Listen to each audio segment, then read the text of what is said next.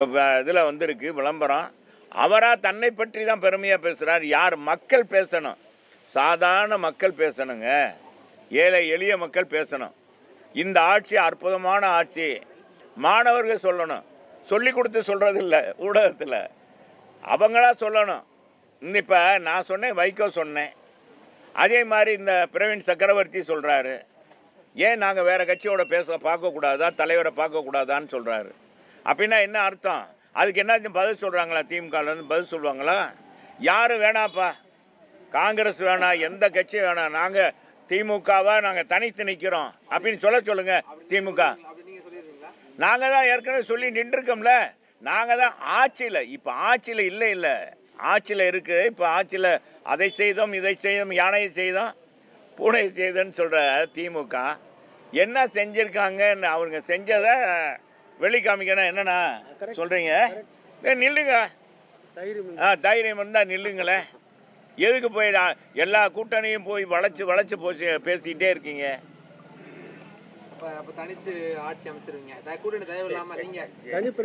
எங்க தனிப்பெரும்பான்மையில எங்க பொதுச் செயலாளர் சொல்ற தனிப்பெரும்பான்மையில ஜெயிச்சு வெற்றி எங்க நிக்கிற இடத்துல நீங்க வெற்றி பெற போறோம். நீங்க ஏன் தம்பி, நீங்க தான் நீங்களே பாக்குறீங்க, மக்களை நாள்தோறும் சந்திக்கிறீங்க.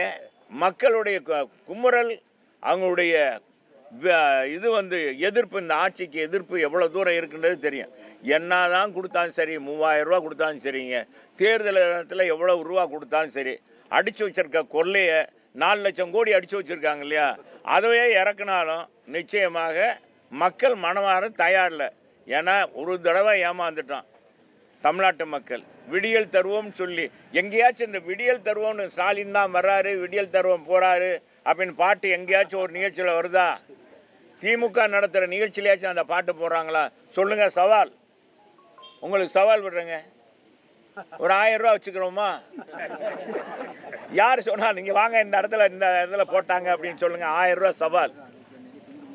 யாராச்சும் இப்போ திமுக உண்மையிலே சாதனை புரிஞ்சது, தப்பு நடக்கலை, சட்ட ஒழுங்கு இங்கே பிரமாதமாக இருக்குன்னு சொன்னால் சொல்ல வேண்டியதானே? யாருமே ஒன்றுமே இல்லை அவங்களுக்கு. லேதுப்பா ஆட்சியில் ஒன்றும் இல்லை, ஒன்றுமே இல்லை. தென்னிந்தியா மொழி தானே.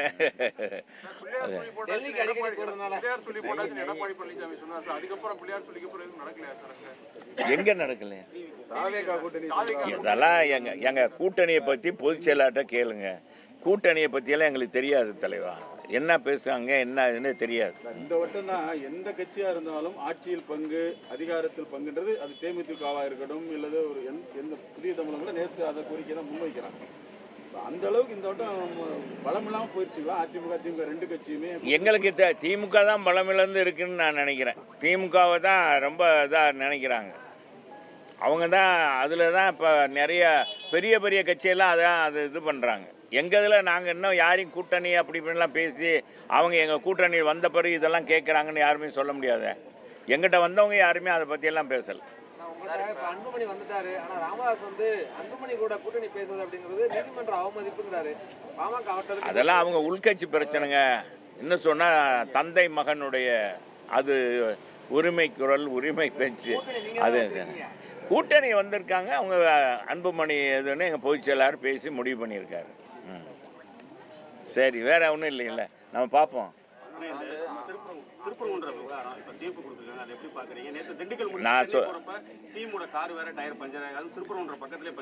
முருகப்பெருமானுக்கு சக்தி அதிகம்னு நினைக்கிறேன். சொல்லுவாங்க முருகப்பெருமானுக்கு சக்தி அதிகம்.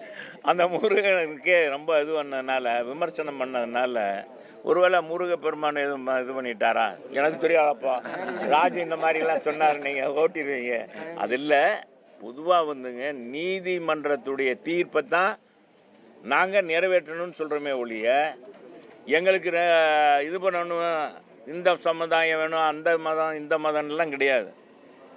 அதிமுக பொறுத்தளவுக்கு மதசார்பற்ற எங்களுடைய இயக்கம் எங்கள் ஆதி காலத்திலேருந்து இந்த கட்சி இருக்குது.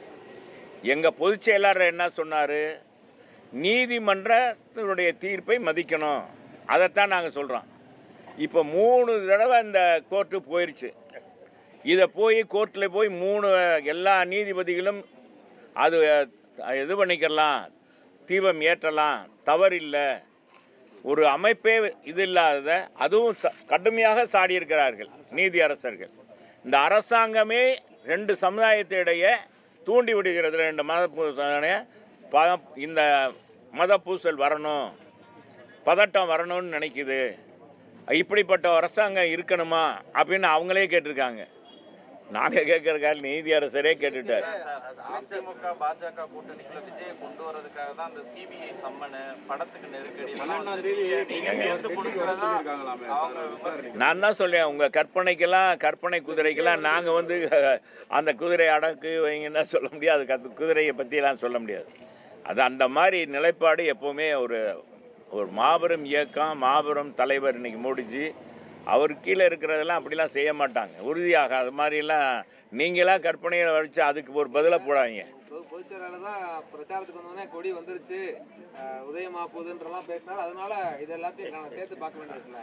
யாரையும் வற்புறுத்தி சேர்க்க முடியாது தலைவர். மனமுவந்து வந்தால் தான் தொண்டர்கள் வரணும். தொண்டர்கள் என்னமோ ஒரு இயக்கம்னா நீங்கள் என்ன கடை வியாபாரமா, நம்ம இந்த கடை இந்த பிஸ்னஸ் இந்த பண்ணிக்கிறோம், இந்த தொண்டர்கள் விரும்பணும், தலைவர்கள் விரும்பணும், எல்லாரும் இணைந்து வந்தால் தான் கூட்டணி.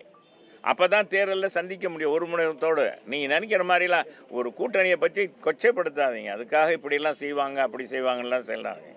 அதெல்லாம் ஊடகங்கள் எதுவும் அது மாதிரிலாம் போகக்கூடாது. சரி வாங்க, ரொம்ப நன்றி. ஐயா யாரை பார்த்து அதிமுக பார்த்து யாரை எமனையே பார்த்தவங்க நாங்கள். குண்டவே தொண்டையில் வச்சு டாட்டா காட்டிய அந்த வரலாறு எங்களுக்கு தான் உண்டு, எங்கள் தலைவனுக்கு உண்டு, எங்கள் இயக்கத்துக்கு உண்டு. அதனால் எந்த காலத்துலையும் யாருக்கும் எப்பவுமே அடிபணிந்து போனது கிடையாது.